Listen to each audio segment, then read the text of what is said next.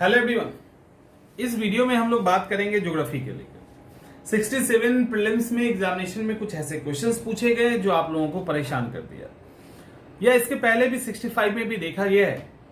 यहां पे ज्योग्राफी का पूरा ऑपरेशन किया जाएगा। कहां पे आपको नोट्स बनाने हैं, कहां पे टॉपिक को किताब से पढ़ना है और क्या पढ़ना है, और कहां नोट्स से आपको चीजें पढ़नी है, या कहां आप वन लाइनर पढ़ेंगे तो आपका काम चल जाएगा। बहुत सारे स्टूडेंट सिर्फ लूसेंट टाइप के वन लाइनर किताब पढ़ के ज्योग्राफी का एग्जाम देने या कोई भी ऐसा देने चले जाते हैं। कुछ लोग सिर्फ किताब ही पढ़ते रहते हैं। तो कई सारी, तो यहां एक एक टॉपिक पे हम लोग डिस्कस करने जा रहे हैं। एक और बात, मेरी वीडियो स्क्रिप्टेड नहीं होती है, यानी मैं कोई लाइंस लिख के नहीं लाता हूं कि इतना पढ़ना है, या कहीं देख के नहीं पढ़ रहे होते हैं। इसीलिए क्या होता है कि कुछ चीजें हो सकता है इंपॉर्टेंट वीडियो के लास्ट में भी आ जाता है।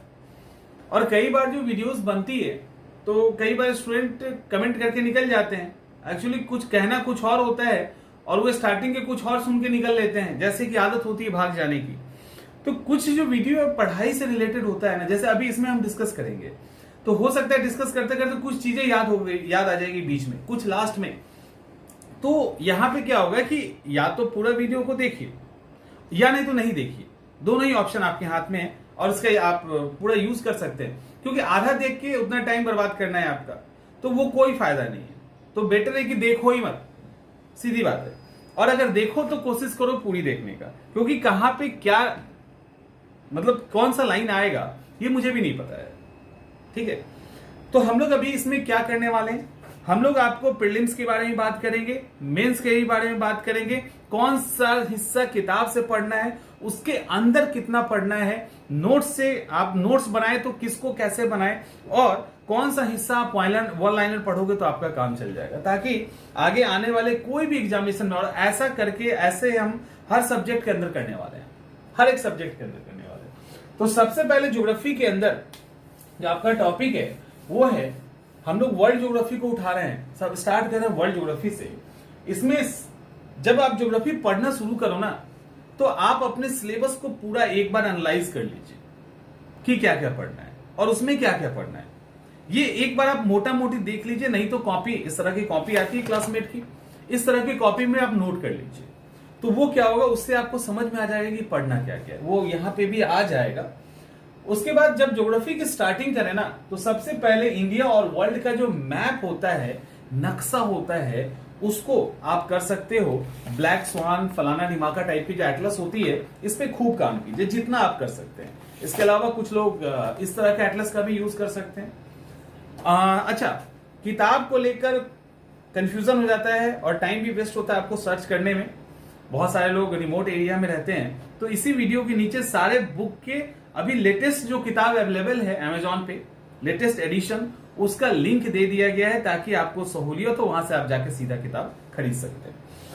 तो भारत और वर्ल्ड का नक्शा, इसमें आपको करना क्या है, इसमें इंडिया भी देखना है और वर्ल्ड भी देखना है। जितने भी माउंटेन है, प्लेटो है, जितना भी पीक है, उसको भी, पासेज है, वाटर स्ट्रेट है, जल संधियां हैं, पास, इन सबको आप एक एक करके देख लीजिए। कुछ कंट्रीज, उसके बाउंड्री, उसको भी हम लोग आगे देखेंगे कहां से देखना है, उसको भी आप यहां पे देख सकते हैं। अब बात आती है इसके मेन टॉपिक के अंदर, अब इन करेंगे। मेन टॉपिक में सबसे पहले आपको यूनिवर्स के बारे में पढ़ना है। तो यहां पे बुक जो आपको प्रेफर करना चाहिए वो एनसीईआरटी की भी करनी चाहिए, 11th और 12th की। साथ में आप महेश वनवाल की किताब ले लीजिए, अच्छी किताब है। और इसके साथ साथ घटना चक्र और लूसेंट, ये किताब आपके पास होना चाहिए, और हमारा नोट्स हो जाए तो ठीक है। ब्रह्मांड की बात करते हैं, यूनिवर्स की बात करेंगे, तो यहां यूनिवर्स में आपको नोट्स आप नहीं भी बनाएंगे तो चलेगा। क्यों चलेगा? क्योंकि यहां पे आप वन लाइनर फॉर्म में जो भी किताबें हैं, जहां भी फैक्ट्स है, उसको पढ़ लोगे तो काम चलेगा। यहां पे आपको सोलर सिस्टम पढ़ना है, धूमकेतु पढ़ना है, एस्ट्रॉयड पढ़ना है, उल्का उल्का पिंड टाइप की जो टॉपिकें हैं, उन सबको आपको यहां पर इस यूनिवर्स के अंदर देखना है। तो सोलर सिस्टम और उससे रिलेटेड जो फैक्ट्स हैं, वो वन लाइनर में काम चल जाएगा कि कौन सा इनर प्लैनेट है, कौन सा आउटर प्लैनेट है। इस तरह के जो फैक्ट्स होते हैं वो आसान होते हैं और उसको आप आसानी से कर सकते हो। ठीक है, अब इसके बाद जो अगला टॉपिक है, वहां पे आपको किताब पढ़नी ही पढ़नी है। उसमें है अक्षांश और देशांतर रेखा। आसान लगता है, आसान लगता है, और इस अक्षांश और देशांतर रेखा में कहां किताब पढ़नी है। एक्चुअली जो लॉन्गिट्यूड एंड लैटिट्यूड जो लाइन है ना, उसमें वो है क्या, क्योंकि वो एक काल्पनिक लाइन है, वो रियल लाइन तो एग्जिस्ट कर नहीं रही है, वो एक काल्पनिक लाइन है, ठीक है। और ये जो लाइन खींची गई है वो 0 डिग्री, 23 डिग्री, जो ट्रॉपिक ऑफ कैप्रिकॉन है, ट्रॉपिक ऑफ कैंसर है, कर्क रेखा, मकर रेखा, 0 डिग्री किन किन देशों से होके गुजर रही है, वो तो आप कहीं भी वन लाइनर पढ़ लोगे, आपका काम चल जाएगा। या 0 डिग्री जो देशांतर रेखा है वो कहां कहां से गुजर रही है, ये आपको पता चल जाएगा। भारत में भारत की जो मेन स्टैंडर्ड लाइन है वो कहां कहां से गुजर रही है, तो आप वन लाइनर में देख लेंगे। लेकिन देशांतर का फायदा क्या क्या होता है और देशांतर के कारण कैसे समय बचता है, अक्षांश रेखा के कारण जो ये उष्ण कटिबंध, शीतोष्ण कटिबंध और शीत कटिबंध यानी ट्रॉपिकल, टेम्परेट एंड कोल्ड जो जोन है, वो जो जोन है वो कैसे बनता है, और आखिर ये उष्ण कटिबंध, शीतोष्ण और शीत कटिबंध सूरज की लाइट्स नहीं पहुंचने के कारण या कम पहुंचने के कारण या एक पर्टिकुलर एंगल पे सूरज के पृथ्वी के रहने के कारण जो होता है, इस तरह के कटिबंध का निर्माण होता है। इस तरह के कटिबंध अब ये पूरा नॉर्दर्न हेमिस्फीयर के अंदर भी और साउदर्न हेमिस्फीयर के अंदर भी फैला हुआ है। तो ये वाला जो सेक्शन है वो पूरे के पूरे आपको किताब से देखनी चाहिए, पूरा किताब से आपको देखना है, ठीक है। तो अक्षांश और देशांतर है क्या, उसको समझना है उसको, और इस जो कटिबंध है उसको आपको देखना है किताब से, और इससे रिलेटेड जो 0 डिग्री, कर्क रेखा, मकर रेखा और ये है, उसको फिर आप फैक्ट्स वन लाइनर देख लीजिए, तो वहां पे आपका टाइम भी सेव होगा, आप आराम से कर लोगे। साथ में यहां पे नोट्स बनाना जरूरी है, आप नोट्स बना लीजिए। इसके बाद अगला आ रहा है पृथ्वी की आंतरिक संरचना। सवाल यहां से पूछा गया था, कॉन्टिनेंटल ड्रिफ्ट थ्योरी, महाद्वीपीय बहाव का सिद्धांत यानी कॉन्टिनेंटल महाद्वीपीय विस्थापन का सिद्धांत, प्लेट टेक्टोनिक्स का सिद्धांत। तो ये वो सिद्धांत है, ये वो तीनों वो टॉपिक है जो प्रीलिम्स के अंदर भी आएगा और मेंस के अंदर भी आएगा। मेंस जीएस की बात कर रहे हैं, मेंस जीएस में भी आप इसको देख सकते हैं। तो पृथ्वी का जो इंटरनल स्ट्रक्चर है विथ मैप आपको मैथ्स 1 में मिल जाएगा, आप आराम से कर लीजिएगा। कॉन्टिनेंटल ड्रिफ्ट थ्योरी भी अच्छे से समझाया हुआ है। उसके बाद प्लेट टेक्टोनिक्स की सिद्धांत जो है वो भी अच्छे से समझाई हुई है। इसके लिए एनसीईआरटी पढ़ने की जरूरत नहीं है, सिर्फ आप एक किताब फॉलो कीजिए, इसमें वन लाइनर में भी जाने की जरूरत नहीं है, सिर्फ एक बुक फॉलो कीजिए। कोई और भी आप कर रहे हो, कंफर्ट है तो वहां भी कर सकते हैं, यहां से आपका ये काम हो जाएगा, ठीक है। अब किसने किया, अब महाद्वीपीय विस्थापन का सिद्धांत क्या है और किसने दिया, और इसमें जो 5वां स्टेज है उसको बताना है, किस तरह से अभी जो हमारा वर्ल्ड का जो डिस्ट्रीब्यूशन है ये पहले ऐसे नहीं था, पहले पेंजी और पेंथालासा के रूप में था, कैसे टूटा, कैसे अलग हुआ, आगे क्या हो सकता है, ये सारी चीजें यहाँ पे, भूकंप कैसे आता है, वोल्केनो कैसे आता है, प्लेट कैसे मूव करती है, वो सारी चीजें प्लेट टेक्टोनिक्स के अंदर है। तो ये तीनों वो टॉपिक है जो पीटी और मेंस में काम आएगा। मेंस में ज्यादा काम आएगा, पीटी में थोड़ा कम आएगा, लेकिन पढ़ना एक ही साथ है ताकि दोनों एक साथ आपका निकल जाए। तो इसको उस तरह से आप नोट कर लीजिएगा। अब ये जो है ना, इसको आप दो तरीके से पढ़ सकते हैं, और दो तरीके से, यहां कुछ सेक्शन ऐसे हैं जहां पे आपको किताब का सहारा लेना चाहिए। कैसे लेना चाहिए उसको देखिए। जैसे ये माउंटेन है ना, माउंटेन भी कई प्रकार के होते हैं, जैसे फोल्डेड माउंटेन, अपसिस्ट माउंटेन, इग्नियस रॉक, अग्नेय चट्टान की माउंटेन, तो ऐसे कई सारे, वोल्केनिक माउंटेन सॉरी, तो ऐसे कई तरह के माउंटेन होते हैं। उसी तरह से पठार भी कई तरह के होते हैं, उसी तरह से मैदान भी कई तरह से बनते हैं, लोएस्ट मैदान, क्रास्ट मैदान, अलग तरीके से। मरुस्थल का निर्माण कैसे होता है, वो कौन सी परिस्थितियां हैं जिससे मरुस्थल बनती है, द्वीप के कितने प्रकार होते हैं, कितने तरह के द्वीप होते हैं, जैसे टॉल द्वीप, ठीक है।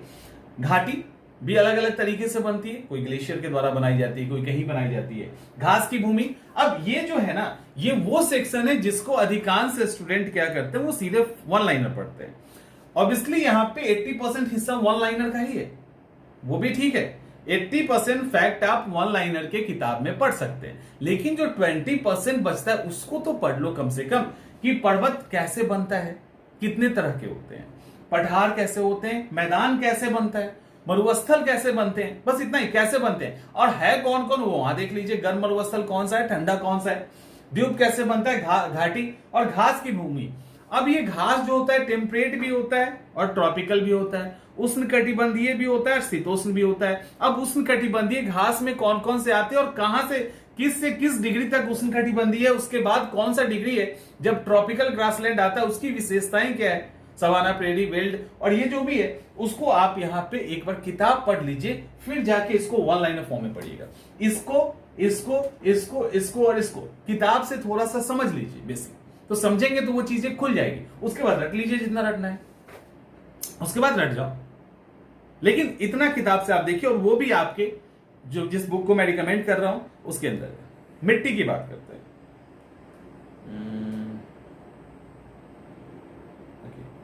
आगे आएगा, सॉइल की बात करते हैं। ठीक है, यहां पे कई सारे टॉपिक है। सॉइल की बात करें तो यहां पे कई सारा टॉपिक है।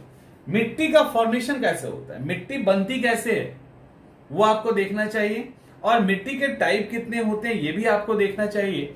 साथ में सॉइल इरोजन एक बहुत बड़ी समस्या है, मृदा अपरदन एक समस्या है। वो मृदा अपरदन कैसे होता है ये वन लाइनर फैक्ट्स में नहीं मिलेगा। उसके कारण क्या क्या है, उससे बचा कैसे जा सकता है। सवाल ये भी आ सकता है कि मृदा अपरदन रोकने के लिए बेस्ट वे क्या है, सीढ़ीदार खेती, बालू से चारों तरफ रोक देना, बैरियर्स का निर्माण करना, जो भी खेत होता है उसकी जो आड़ियां होती है उसके ऊपर पेड़ पौधे लगाना। तो ये यहां पे पूछा जा सकता है, ये कॉन्सेप्ट बेस्ड सवाल है, तो ये आपकी किताब में होना चाहिए। पता आपको बुक्स के अंदर आपको जाके इसको पढ़ना चाहिए कि मिट्टी का फॉर्मेशन कैसे होता है और कौन सी मिट्टी किस तरह की होती है, और तीसरा कि सॉइल इरोजन जो होता है क्या होता है, उसको रोक कैसे सकते हैं। और 5 टाइप से जो सॉइल इरोजन होता है, सीट इरोजन, गुली इरोजन, तो वो जो 5 तरह से सॉइल इरोजन होता है वो क्या है, तो उसको आप एक बार बुक से पढ़ लीजिए, हमेशा के लिए छुट्टी हो जाएगी। अब यहां पे हम जो आते हैं, अभी आपसे जो सवाल पूछा गया था एक 67 के अंदर, वो यहां से था। ठीक है, वो उसका हिस्सा यहां से था। चलिए सबसे पहले हम चट्टान की, रॉक की बात करते हैं। चट्टान कितने तरह का होता है, इग्नियस, सेडिमेंट्री, मेटामॉर्फिक, यानी अग्नि, अवसादी और रूपांतरित। ठीक है, अग्नि, अवसादी और रूपांतरित। अब अग्नि, चट्टान, अवसादी और रूपांतरित। ठीक है, अब सोचो, अब आप क्या करेंगे, वन लाइनर में जाएंगे और पढ़ लेंगे कि ये अवसादी है, ये मेटामॉर्फिक है, ये इग्नियस है, पढ़ लो, पढ़ के निकल गए। लेकिन आपसे ये पूछे कि सेडिमेंट्री रॉक का निर्माण कैसे होता है, तो वो तो मुश्किल है थोड़ा सा। तो सेडिमेंट्री रॉक का निर्माण कैसे होता है, तो उसके लिए बेहतर है कि एक बार जाके किताब के अंदर देख ले उसको कैसे होता है। मेटामॉर्फिक रॉक कैसे बनता है, और मेटामॉर्फिक रॉक भी बदल जाता है, तो कौन कौन से बदल जाते हैं। इग्नियस रॉक के अंदर उसकी फीचर्स क्या है, अग्नि चट्टान की विशेषता क्या है, उसके अंदर होल नहीं होता, रवेदार भी हो सकता है, नहीं कम भी हो सकता है, किस कंडीशन में उसका दानेदार ज्यादा होगा, किस कंडीशन में कम होगा, सिलिका कम होगी तो कैसा होगा, सिलिका अधिक होगी तो कैसा होगा। ऐसे कई सारे सवाल है ना जो यहाँ पे आपको चट्टान के अंदर देखने को मिल सकता है। तो एक बार इसको देख लीजिए, फिर याद कर लीजिए कि कौन सा टाइप अग्नि का है, कौन अवसादी और कौन रूपांतरित है। लेकिन कैसे कैसे निर्माण होता है उसको आपको एक बार किताब में देख लेना चाहिए। इसके बाद आता है एक्सोजेनिक और इंडोजेनिक फोर्स। ठीक है, बहिर्जात और अंतर्जात बल। अंतर्जात बल क्या होता है, अंतर्जात बल होता है जब नीचे से प्रेशर लगता है, जैसे कोई भी फॉल्ट, कोई भी फोल्डिंग, कंप्रेशन, तो दबाव होता है, मुड़ाव होता है या फॉल्ट आता है। इन सब के कारण जो अलग अलग तरह के स्ट्रक्चर का निर्माण होता है वो कहां जाता है, वो अंतर्जात बल में जाता है, इंडोजेनिक फोर्स में जाता है। ठीक है, इंडोजेनिक में जाता है। और किसी भी कारण से जैसे ही कोई भी स्ट्रक्चर का निर्माण पृथ्वी के बाहर होता है, उसी दिन से उसके ऊपर कटाव शुरू हो जाता है। वो रनिंग वाटर काटे, ग्लेशियर काटे, हवा काटे, पानी काटे, जो भी करे, उसी दिन से कटाव शुरू हो जाता है उसको मिट्टी में मिलाने के लिए। तो वो जो फोर्स होता है उसको एक्सोजेनिक फोर्स कहते हैं, एक्सोजेनिक फोर्स कहते हैं, बहिर्जात बल कहते हैं। अब यहां पे जो कटाव होता है, यहां पे 2 तरह की स्थलाकृति बनती है हर से। जैसे रनिंग वाटर है, तो रनिंग वाटर क्या करेगा, वी आकार की भी शेप बनाएगा और डेल्टा का भी निर्माण कर देगा। तो एक शेप किससे बना रहा है, एक शेप बना रहा है कटिंग करके, काट कर, और दूसरा शेप कैसे बना रहा है, दूसरा कर रहा है डंप करके। यानी एक से क्या हो रहा है, अपरदन के थ्रू एक बना रहा है और दूसरा निक्षेपण के थ्रू बना रहा है। एक में कटिंग करके स्ट्रक्चर का निर्माण कर रहा है, जैसे हवा एक तरफ मशरूम रॉक बना रही है कटिंग करके, और दूसरी तरफ से उसी बालू को जमा करके वो लोहेस का मैदान बना दे रही है। तो निक्षेप के द्वारा बनी आकृति और अपर्दन के द्वारा बनी आकृति, ये जो है हर एक फैक्टर के द्वारा बनाया जाता है, उसको बहिर्जात बल कहते हैं। और इसके अंदर अलग अलग तरह के स्ट्रक्चर बनते हैं, लटकती हुई घाटी, अंधी घाटी, क्रस्ट मैदान, स्टेलेक्टाइट, स्टेलेग्माइट, कंदरा स्तंभ, ऐसी कई सारी है। तो कैटेगराइज करके उसको यहां पे देख लेना है। इसके इमेजेस देखने जरूरी है, इसका इमेज देखना जरूरी है जो आपके किताब के अंदर रहता है। तो आप वैसे तो पढ़ लोगे कि ये ऐसे बना, इसका बना, उसका बना, लेकिन बहुत सारे वन लाइनर फैक्ट्स के अंदर निक्षेप से बनी हुई आकृति और अपर्दन से बनी हुई आकृति में अंतर नहीं किया जाता है। तो वो अंतर आपको बुक में मिलेगा, और बहिर्जात बल में किससे क्या बनता है वो भी अंतर आप यहां पे कर लेंगे, ठीक है, वो भी अंतर आपको यहां पर दिख जाएगा। तो ये बहुत ही अहम है कि आप इसको किताब से देखें और उसको आप नोट बना लें, क्योंकि यहां पे कंफ्यूजन 2-4 साल तक रहता है, 1 साल तक नहीं, 2-4 साल तक ही कंफ्यूजन होता है। तो नोट्स अपने अकॉर्डिंग बना लें और उसको फिर रिवाइज करें, और तब आप फिर वन लाइनर टाइप की किताब में आ जाए। तो यहां पे अहम है कि आपको पूरा समझना होगा कि इंडोजेनिक फोर्स के पीछे रीजन क्या है और एक्सोजेनिक फोर्स के पीछे रीजन क्या है। उसके बाद आता है काम अपर्दन, अपक्षय और अपर्दन का। अपक्षय और अपर्दन यानी वेदरिंग का और इरोजन का। वेदरिंग क्या होता है? वो केमिकल भी हो सकता है, रासायनिक हो सकता है, जैविक हो सकता है, ह्यूमन से हो सकता है। यानी वेदरिंग का मतलब होता है चीजों का टूट फूट जाना, यानी कोई पहाड़ है उसको तोड़ फोड़ देना, तो उसको वेदरिंग कहते हैं। अगर बकरी चल रही है पहाड़ पे और घास को पूरे जड़ के साथ उखाड़ दी और वो टूट फूट के नीचे गिर गया, that is also part of weathering. तो वेदरिंग है, अपक्षय है। तो अपक्षय के कई सारे टाइप होते हैं। इसके अलावा जब अपक्षय हो जाता है तो वो जो चीजें नीचे गिर जाती है उसको अलग अलग फैक्टर के द्वारा कैरी किया जाता है। कभी हवा उड़ा के लेके जाती है उसको टुकड़े को, कभी पानी बहा के ले जाती है, कभी ग्लेशियर बहा के लेके जाती है। मतलब अलग अलग तरीके से उसको वहां से लेके दूसरी जगह लेके चले जाना, दैट इज अपर्दन। तो अपक्षय और अपर्दन ये जो दोनों चीज है, इसको आप जब भी पढ़ते हो कहीं पे भी वन लाइनर किताब में, तो कुछ चीजें इसके द्वारा बनी गई आकृति ये सब समझ में आ जाता है, लेकिन एग्जैक्ट ये समझ में नहीं आता। इवन कुछ नए स्टूडेंट्स हैं, उनको बोल दो कि समझा दीजिए, तो वो समझा नहीं पाएंगे क्योंकि उन्होंने इसको डिटेल में नहीं पढ़ा है। तो आपके किताब में ये डिटेल में मिल जाएगा, ठीक है। आपके बुक में कोई भी किताब आप लोगे, अगर किताब पढ़ रहे हैं वहां पे आपको डिटेल मिलेगा। और ये सारे वो टॉपिक हैं जिसको आप एक बार पढ़ लेंगे ना, तो आपको वो चीज कॉन्सेप्ट क्लियर हो जाएगा आपका, वो नहीं फंसेगा कभी, वो नहीं फंसेगा। और इसमें से कुछ ऐसे स्टूडेंट होंगे जो बिल्कुल ही वन लाइनर फैक्ट पे डिपेंडेंट होंगे, उनको अभी तकलीफ हो रही होगी सुनने में, इसमें कोई भी दो राय नहीं है। लेकिन आपको यहां से गुजरना पड़ेगा, और आपको गुजरना चाहिए भी, क्योंकि आप पीसीएस की तैयारी कर रहे हैं या यूपीएससी की भी करेंगे, तब भी आपको इन सब से गुजरना पड़ेगा। उसके बाद इरोजन साइकिल। इरोजन साइकिल का मतलब क्या होता है? मतलब एक चीज दूसरे चीज में बदलता रहता है, यानी कोई चीज बर्बाद नहीं होता, बस उसका फॉर्म बदलता रहता है। और जैसे कहते हैं ना, रूपांतरित चट्टान, अवसादी, मेटामॉर्फिक, फिर वो अग्नि, फिर ऐसे करके एक साइकिल होता है। तो वो साइकिल चलता रहता है, तो उसको भी आपको पढ़ लेना है। वोल्केनो, अर्थक्वेक, वोल्केनो, सुनामी, बादल का फटना भी।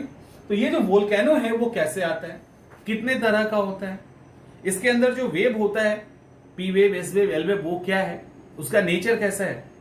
तो हम जब पढ़ेंगे किताब में तो हम ये देखेंगे कि पी वेव क्या है, प्राइमरी वेव है, सॉलिड में चलती है, सबसे तेज चलती है। सेकेंडरी वेव है, लेकिन उसका शैडो जोन भी बनता है।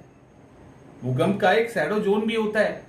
भूकंप आने के रीजन क्या क्या है, किस रिक्टर पे उसको मापते हैं और क्यों मापते हैं, उसका आधार क्या होता है मापने का। फिर वोल्केनो की बात करें, यहां भी टाइप ऑफ वोल्केनोज हैं, और उसके बाद उसके आधार पे वोल्केनो माउंटेन का निर्माण होता है। कहीं पे सिर्फ प्लेटो बन जाता है, जैसे दक्कन प्लेटो। अब जो वोल्केनो है, इससे कौन कौन सी चीजें निकलती है? इससे गैस निकलता है, राख निकलता है, वाटर वेपर निकलता है, लैपली होता है, इसके अंदर ज्वालामुखी बॉम्ब जैसे ऑब्जेक्ट्स निकलते हैं। तो ये सारी चीजें निकलती है ना। इस वोल्केनो को भी कई टाइप हैं, 3 मेजर आप जानते हैं, एक्टिव, सुसुप्त और मृत। तो ये वोल्केनो है, और इस वोल्केनो से कई माउंटेन का निर्माण हुआ है। तो आपको वोल्केनो पढ़ने के पहले, और वोल्केनो का संबंध और अर्थक्वेक का संबंध प्लेट टेक्टोनिक्स थ्योरी से है। तो प्लेट टेक्टोनिक्स जब ठीक से पढ़ेंगे ना तो आपको समझ में आ जाएगा, और प्लेट टेक्टोनिक्स ही पढ़ेंगे तो आपको समझ में आ जाएगा कि वोल्केनो और ज्वालामुखी सबसे ज्यादा कहां है, रिंग ऑफ फायर, प्रशांत महासागर क्यों है, ये आपको बता देगा प्लेट टेक्टोनिक्स थ्योरी, वहां से आपको क्लियर हो जाएगा। तो ये आपको किताब से पढ़ना चाहिए। जब आप एक बार पढ़ लेना, जब पढ़ ले तो वोल्केनो माउंटेन कौन है और किस टाइप का है, कोटोपैक्सी और फ्यूजियामा और फलाना डिमाका किस तरह का है, वो आप फिर वन लाइन से पढ़ लीजिए, उसके लिए नोट्स बना लीजिए, कोई इशू नहीं है, आप वहां हो जाएगा। भूकंप के लिए आपको करने की जरूरत नहीं है, आप अच्छे से किताब पढ़ लोगे ना तो नोट्स बनाने की जरूरत ही नहीं है। पी वेव, एस वेव और एल वेव समझने में बहुत मेहनत नहीं लगता। सुनामी एक बार देख लेना, भूकंप से ही जुड़ा हुआ है। तो सुनामी भूकंप से बादल का फटना, तो इस तरह का जो नेचुरल कैलेमिटीज होता है ना, उसको आप एक बार देख सकते हैं। इसके बाद हम लोग आएंगे वायुमंडल में।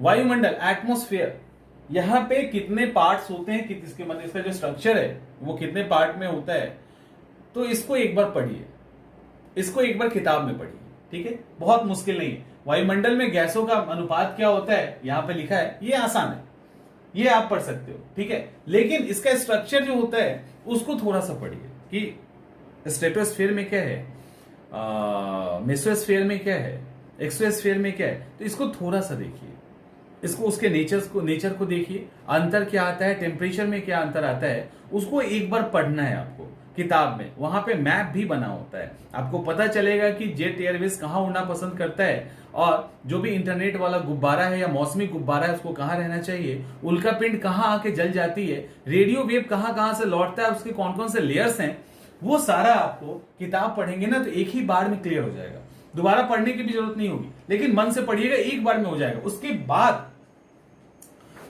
बाद आप जो है ना फिर वन लाइनर पे आइए और वहां पे थोड़े से नोट्स बना लीजिए अपने काम के, ज्यादा नहीं बनाना है, थोड़े से बनाना है। इसके बाद वायु में गैस का अनुपात, ये बड़ा ही सिंपल है।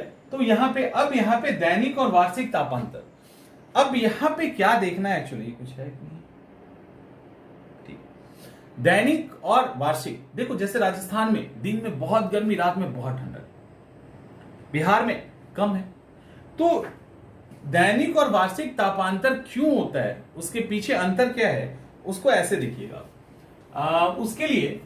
उसके लिए एक तो यहां पे इस टॉपिक को पहले अच्छे से, ये किताब में ही करना है, इसका कोई ऑप्शन आपके पास नहीं, इसको आपको किताब में ही करना पड़ेगा।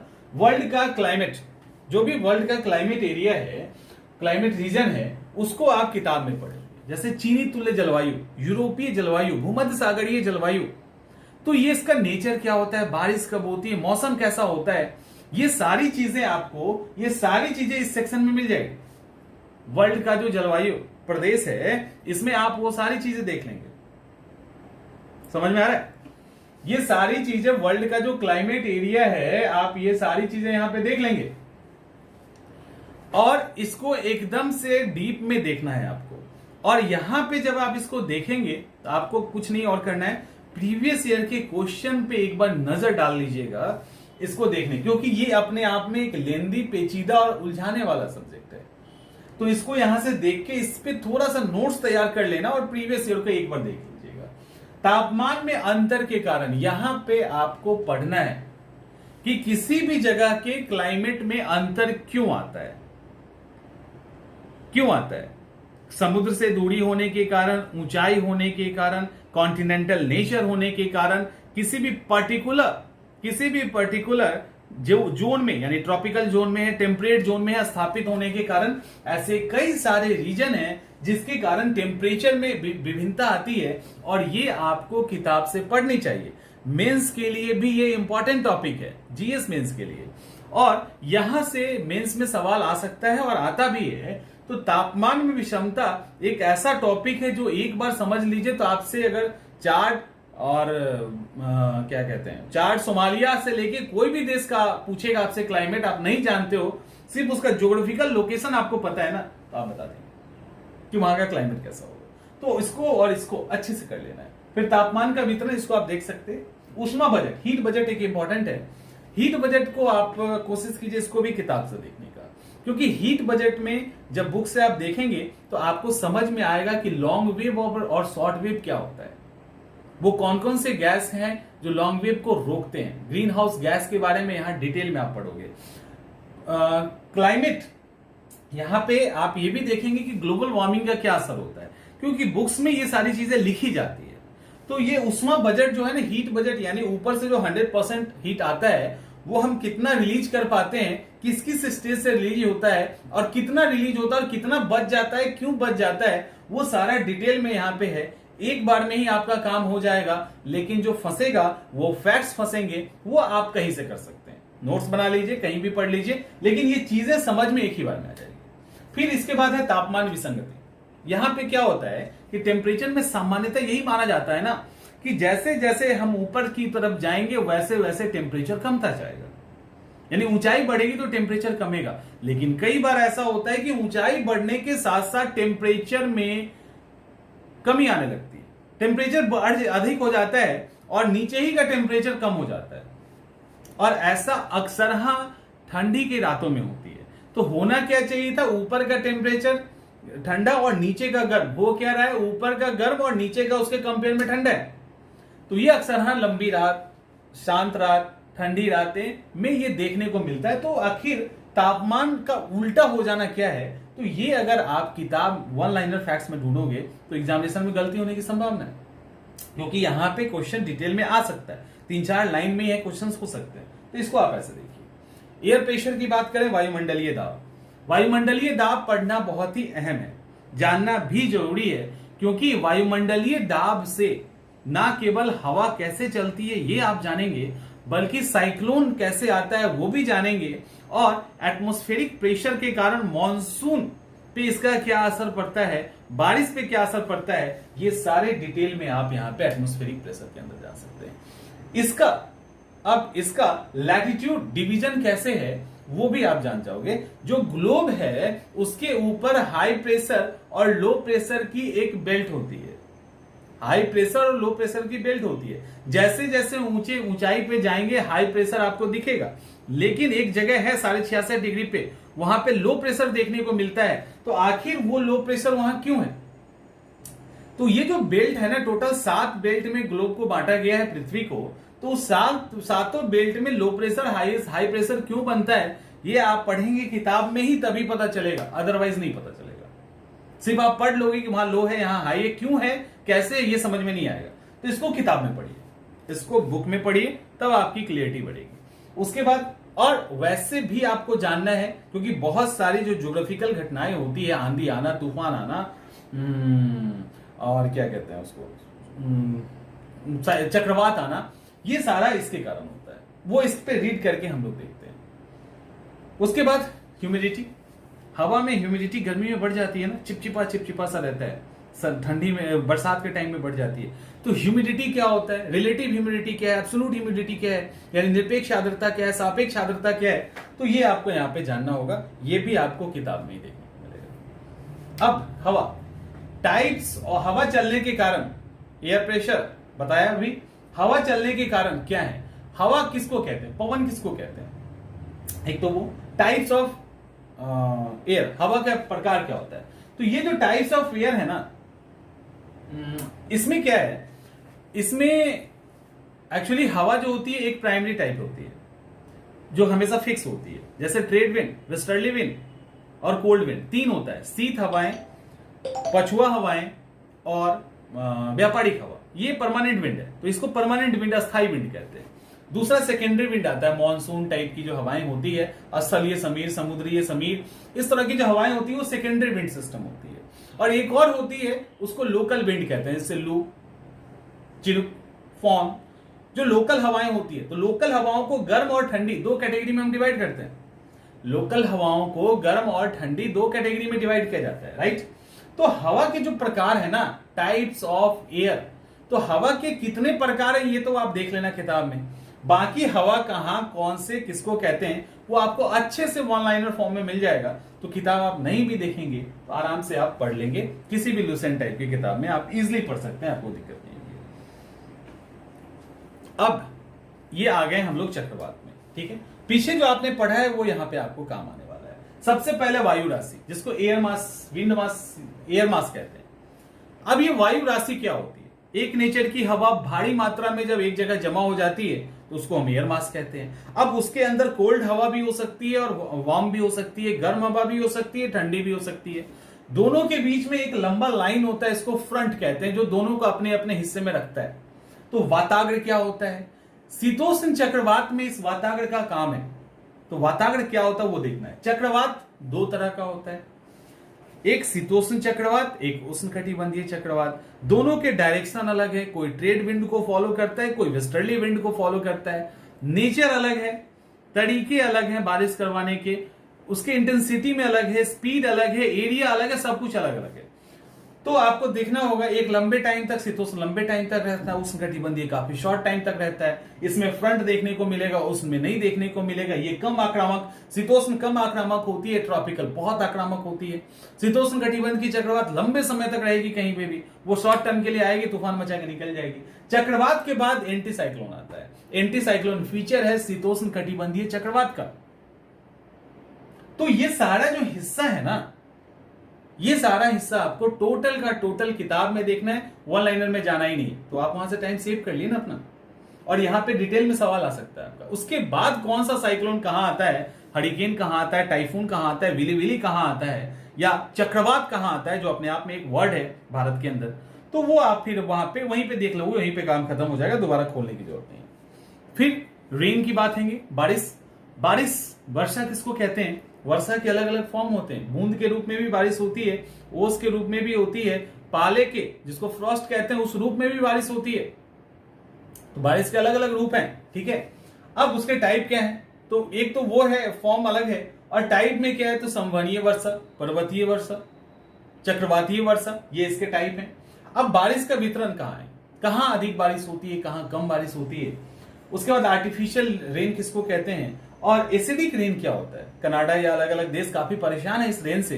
तो एसिडिक रेन क्या होता है, तो उसके अंदर कौन कौन से केमिकल के कारण एसिडिक रेन होता है, क्या परिस्थितियां होती है, तो इसको आप देख सकते हैं। लेकिन ये ज्यादा मुश्किल नहीं है, तो इसको आप किताब से भी देखोगे तो कम टाइम लगेगा, और इसको वन लाइनर फॉर्म में भी देख सकते हैं। थोड़ा इसको भी आप, हाँ इसको देख सकते हैं, कोई इसमें ज्यादा है नहीं।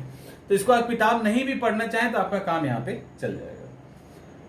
ग्लोबल वार्मिंग, ग्लोबल वार्मिंग, ये जो, अच्छा, ओजोन और ग्लोबल वार्मिंग, ये दो ऐसे सेक्शन है जिसको आपको किताब से देखना चाहिए, क्योंकि यहाँ कई सारे एग्रीमेंट हुए हैं, उस पर क्या अभी चल रहा है, और क्यों ओजोन लेयर क्यों अब आजकल पहले से काफी ज्यादा बढ़ चुका है, ओजोन से क्या दिक्कत होती है, कहाँ है, उसका क्या फायदा है, ग्लोबल वार्मिंग के लिए रिस्पॉन्सिबल गैस क्या है, वर्ल्ड की कंट्री क्या क्या कर रही है, कौन कौन सा इनिशिएटिव लिया गया है, ये आपको किताब में अच्छा मिलेगा।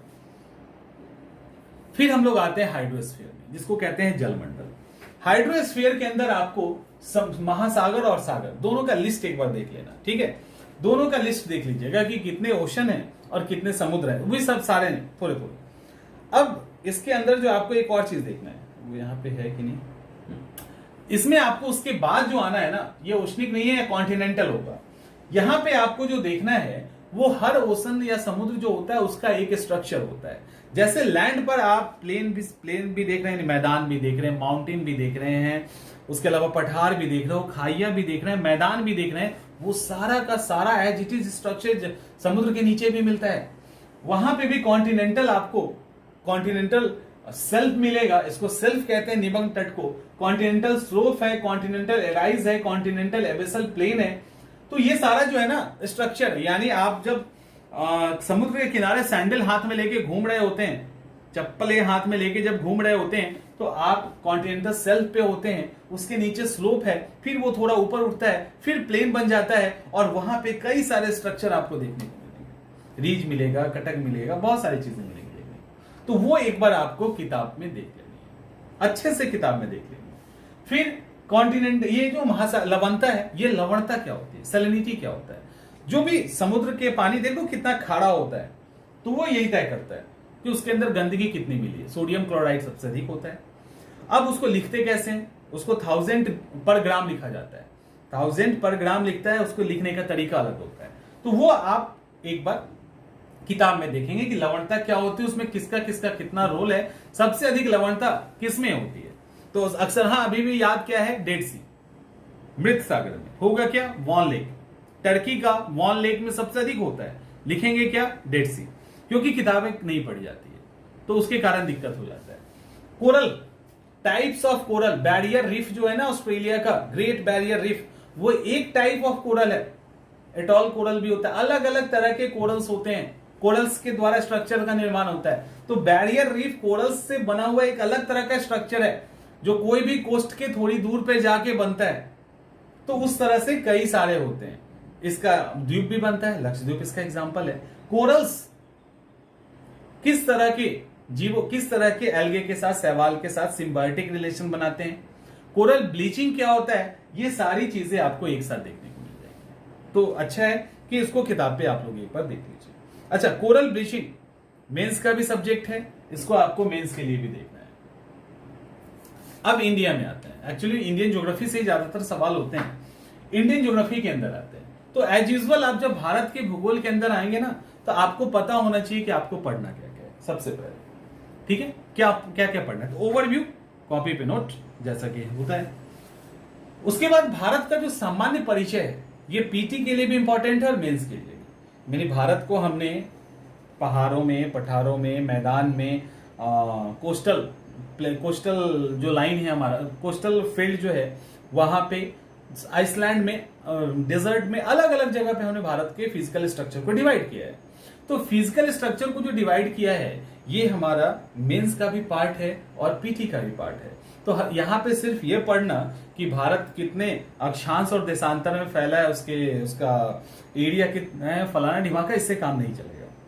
क्योंकि इसको आप अगर एक साथ पढ़ लोगे ना, ट्रांस हिमालय का कौन सा के हिस्से में क्या क्या आता है, ग्रेटर हिमालय, लेसर हिमालय, फलाना ढिमाका कैसे बना, ये सब आपको पढ़ने को मिल जाएगा। भारत का जो सामान्य परिचय किसी भी किताब के अंदर होगा वहां पे, तो आप इसको आराम से देख सकते हो। इसी के अंदर, इसी सामान्य परिचय में जुड़ा हुआ है भौतिक विभाजन, कि भारत को कैसे हिमालय में, प्रायद्वीपीय पठार में, विशाल मैदान में, इन सब में जो डिवाइड किया गया है, इसके टाइप कैसे कैसे हैं, उसके टाइप क्या क्या हैं, तो वो सब आपको देखने को मिल जाएगा किसी भी तरह। तो इसको आप किताब में पढ़िए, किताब में ही पढ़िए, फिर वहां से थोड़ा सा नोट्स बना लीजिए, जो काम के नोट्स है वहां पे बनाइए, और इसको मेंस के पॉइंट ऑफ व्यू से भी आपको पढ़ना है। क्योंकि हिमालय का निर्माण कैसे हुआ, कब हुआ, तीनों हिमालय अलग अलग कैसे होता है, उसकी विशेषता क्या है, उसके फायदे क्या क्या हैं, प्रायद्वीपीय भारत का क्या फायदा है, डिजर्ट का, रेगिस्तान का क्या फायदा है, मैदान के क्या क्या फायदे हैं, कैसे बने हैं, वो सब आपको जानना पड़ेगा उसको लेकर।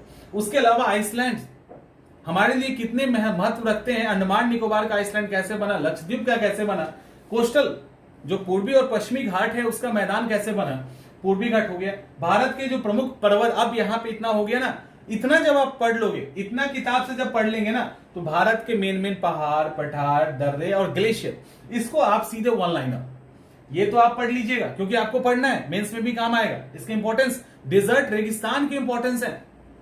थार का जो रेगिस्तान है, कहा जाता है वो प्यासा जाके पूरे भारत का प्यास बुझाता है, तो उनका भी इंपॉर्टेंस है। जब उनका महत्व है तो आपको इसको देखना चाहिए कहां, बुक में। और ये जो चीजें है ना, इसको आप याद कर लो, वो लाइनें याद कर लीजिए, आपका काम चल जाएगा। उसके बाद भारत की नदियों, ये जो रिवर सिस्टम है, ये जो रिवर सिस्टम, इसको ऐसे देखिए, भारत की का जो नदी है, इसका जो रिवर सिस्टम है, तो रिवर सिस्टम तो आपको देखना है, इसमें हिमालय का एक अलग रिवर सिस्टम है, प्रायद्वीपीय भारत का एक अलग रिवर सिस्टम है, वाटरफॉल, झील, इस सबको चलो छाटाइए। अब देखिए रिवर सिस्टम में आपको क्या करना है, एक्चुअली रिवर सिस्टम में आपको करना क्या चाहिए, आपको इस तरह के ब्लैंक मैप्स लेने चाहिए जो मिलता है मार्केट में, आप आराम से। अब यहां पे क्या किया गया, नदियों को नॉर्थ टू साउथ सजा दिया गया है, लूनी, बनास, साबरमती, माही, नर्मदा, तापी, स्वर्णरेखा, ऋषिकुल्या, ब्रह्मानी, बैतरणी, इस तरह से आगे करके पूरा दिया गया है, ठीक नहीं, ये स्वर्णरेखा के बाद बैतरणी है, ब्रह्मानी है, महानदी है, ऋषिकुल्या यहाँ पे, तो इस तरह से एक सीक्वेंस है, वो सीक्वेंस नीचे तक पहुंचा दिया गया है। तो एक तो ये तरीका है जब आप अपने नदियों को एक तरह से अरेंज करेंगे। दूसरा तरीका क्या है, गंगा नदी। अब इस तरह की कई नदियां हैं, गंगा है, यमुना है, गोदावरी है, कावेरी है। तो अब गंगा नदी को आपने स्टार्टिंग से खींच दिया, यहां पे आपको मास्टर ब्लास्टर नहीं बनना, एकदम मैप पे आपका कमांड होना चाहिए। लेकिन ये काम एक बार अगर आपने कर दिया ना, तो जितनी भी एग्जाम देंगे वहां पे, वो आप कोई भी एग्जाम दे, आपको कहीं दिक्कत नहीं होगी। अब आपने ये लाइन खींच दिया है, अब यहाँ पे आप देखो, रामगंगा, गोमती, घग्गर, ताप्ती, कृष्ण, क्या क्या है, बूढ़ी गंडक, तो इस तरह से गंडक, बूढ़ी गंडक, कोसी, इस तरह से इसको आप मिला दीजिए। नीचे से यमुना मिल रही है, यमुना में चंबल मिल रही है, सिंध मिल रही है, बेतवा मिल रही है, केन मिल रही है, सोन नदी भी मिल रही है, तो आप इसको ऐसे करके मिला दीजिए। ये आपको हर नदी में करना है, जो भी इंपॉर्टेंट नदी है उसमें जब आप इसको ऐसे कर लोगे ना तो कहानी खत्म। फिर आपको दोबारा पढ़ने के लिए किसी वन लाइनर की किताब की जरूरत नहीं होगी, कहीं नहीं।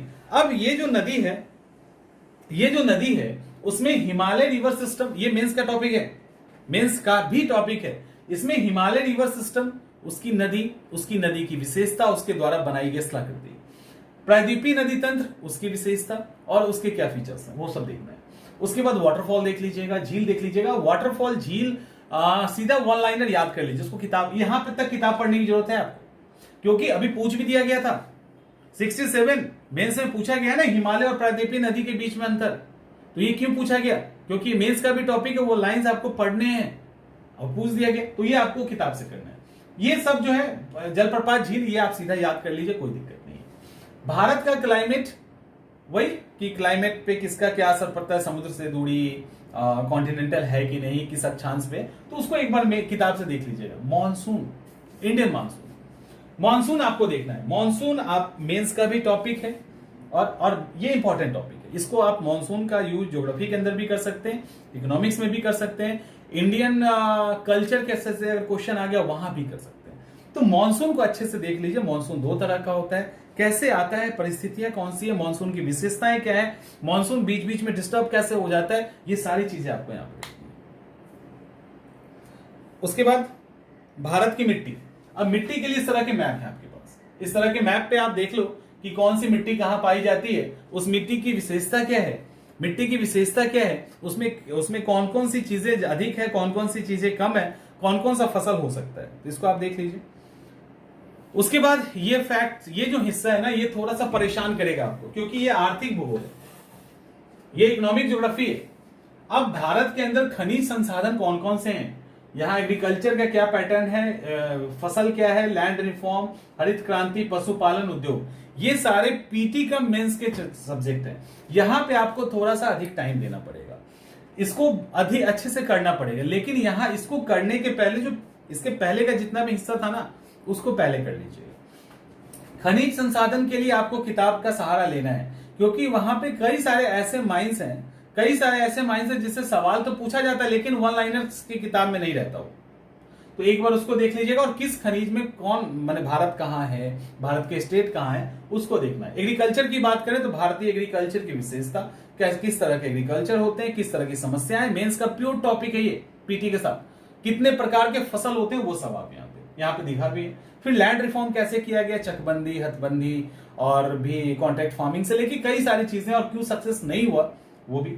हरित क्रांति पहला और दूसरा भी, पहला आया तो कैसे कैसे आया, कुछ हिस्से में ही आया, कुछ हिस्से में नहीं आया, और आया तो उसके बाद फिर बाद में उसका नेगेटिव इंपैक्ट क्या है।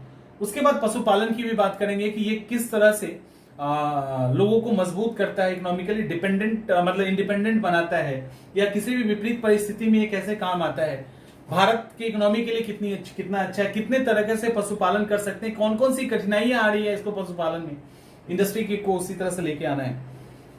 उसके बाद भारत का जो है परिवहन प्रणाली, तो इसके अंदर सड़क, वायु, पाइपलाइन, ये सब जो है, इसको ये फैक्चुअल है, इसमें कोई कहानी वानी नहीं है। सीधा एनएच कौन कौन सा है, वाटरवेज कौन कौन से हैं, एयरपोर्ट कौन कौन से हैं, उसको देख लेना है।